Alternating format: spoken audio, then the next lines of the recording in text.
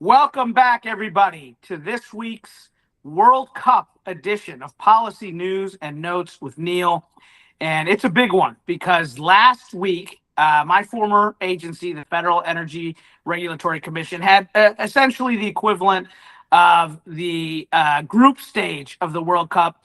They took a pretty significant step forward on the question of large load interconnection. How do we get power to all of these data centers while maintaining reliability and affordability? And it was a bit of a twist, a Lionel Messi kind of curve kick, if you would. I think many of us, myself included, were expecting the agency to move towards a notice of proposed rulemaking, adopting Energy Secretary Chris Wright's proposal that he submitted to the commission earlier in the year.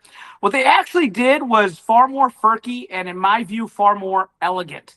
Instead of moving towards a nationwide final rule, they issued 6 show cause orders under Section 206 of the Federal Power Act, basically directing each of the RTOs and ISOs, the competitive wholesale power markets in the country, to basically demonstrate why their tariffs are currently just and reasonable when it comes to large load interconnection, and if they can't, to propose changes.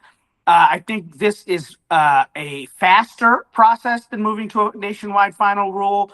And I think it's probably more legally defensible. It's on a tight timeline, 60 days.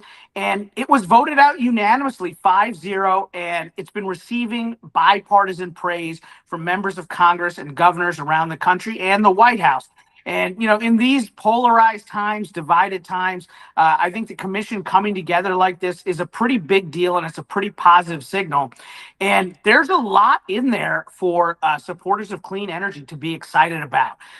The orders specify that grid operators need to look at things like distributed generation, behind the meter assets, and grid enhancing technologies.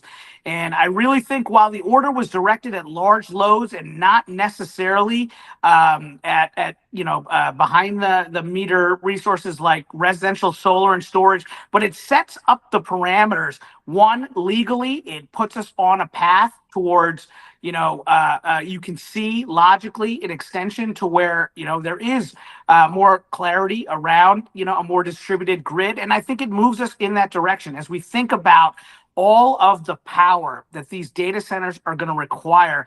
It is a huge opportunity for folks like Palmetto, who offer a software optimization platform to really, move towards VPPs, take advantage of FERC Order 2222, which I promulgated, and provide that excess capacity that's going to be needed to offset the demand from these large data centers.